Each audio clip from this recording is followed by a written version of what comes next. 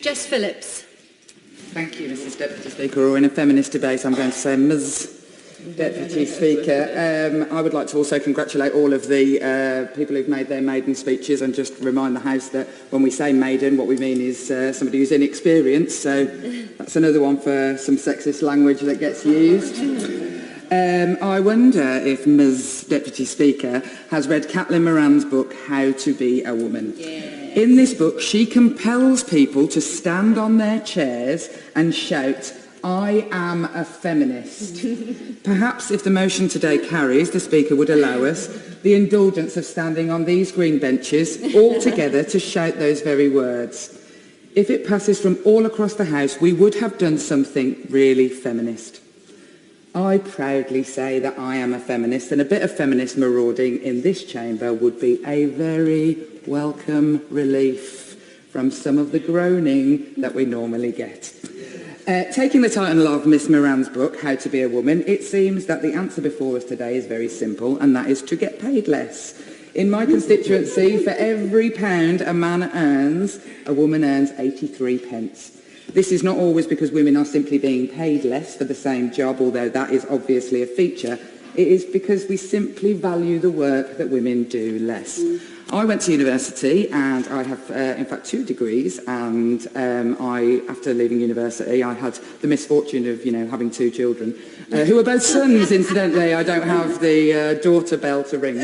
And I went back to work quite quickly, thanks to the tax credits that I received, to enable me to do that. And I, for the first 7 years of my career, earned less than my husband, who, I'm sure he won't mind me saying this, I'm not sure he even has a GCSE, because the work that he did was man's work. He's a lift engineer. It was man's work, considered to be man's work, and after all, I was just working in a charity helping victims of domestic and sexual violence. So, the value is there for you to see. Birmingham, like so many local authorities across the country, have paid the price for the lack of equal pay in exceptionally costly and, I'm afraid to say, bankrupting settlements with care workers, social workers, cleaners and dinner ladies paid less than binmen. Because after all, why should we value those who look after our elderly relatives and feed our children? However, Birmingham City Council is trying to settle this score, and the Labour Council's work around paying all staff a living wage and demanding all contractors, including care contractors, pay a living wage is a huge step forward in equalising some of both the public and private sector pay in the city I love. I commend any advancement towards the living wage. However, I bet if I were to still look at the 2 large public sector contractors in the city and compare what the women earn, there would still be a stark pay disparity between the jobs that men are doing, like highways engineers, ground staff and building contractors, and the work with a majority women's workforce, caring, nursing, cleaning, feeding. To add insult to this... Yes?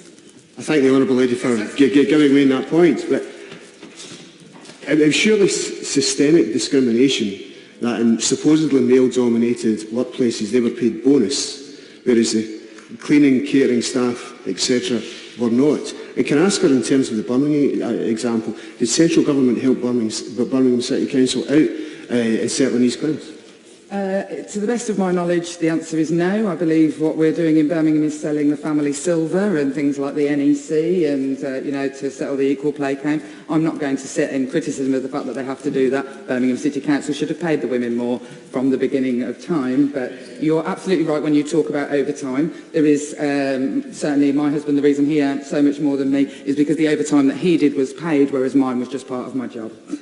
So, to add insult to the injury of the vast majority of unpaid work that is done by us, the very much fairer sex, I sometimes fantasise that all the women in the country would go on strike just for one day to stop doing everything that we do for free to care for children, care for grandchildren, care for relatives, friends and neighbours. Imagine the cost to social services if we withdrew our labour. Perhaps women's jobs are paid so poorly because we forgot the bit of the business model that says you will devalue it if you give it away for free. The constant rhetoric about hard-working families seems to forget that the hardest work of all is that which pays nothing. I challenge anyone to stay at home permanently with a couple of kids and deliver meals, care and company to your dying mother and tell me that that isn't hard work. I have lots of caring responsibilities, and let me tell you, coming to this place and going to any work is like being on holiday. Having worked for years with women beaten and abused because of their gender, perhaps I am less keen to herald how far we have come. I know that to be a good and honest and decent society that we can all be proud of, society needs to value its women. There is a very well evidenced and reliable link between violence against women and their general standing in society. This is not just about money and pound signs. This debate is about value and worth. We have a chance to do something good here today, to push companies and the country to place equal value on the work of half of the population. We have a chance to show our mothers, our wives, our daughters, our constituents that they matter and their rights matter.